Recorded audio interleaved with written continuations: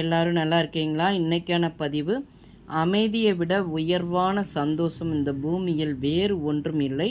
இது புத்தர் ஐயாவுடைய பொன்மொழிகள். அதை பல தருணங்களில் மௌனம் பொன்னானது. மௌனம் பொன்னானது பார்த்துக்கோங்க.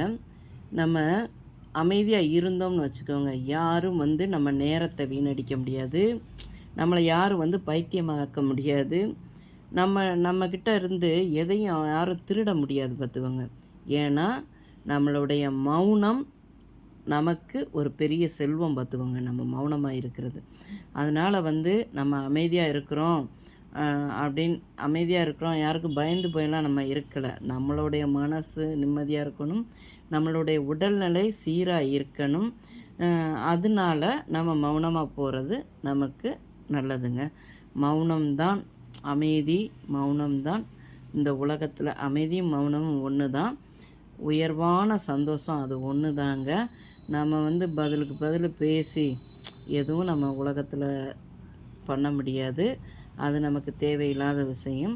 நாம் அமைதியாக இருந்தால் யாராலையும் நம்மளை ஒன்றுமே பண்ண முடியாது பார்த்துக்கோங்க. இந்த பதிவு உங்களுக்கு பிடிச்சிருந்தால் பார்வதி வீட்டு சமையலுக்கு ஆதரவு கொடுங்க. ஓம் சாய்ராம்.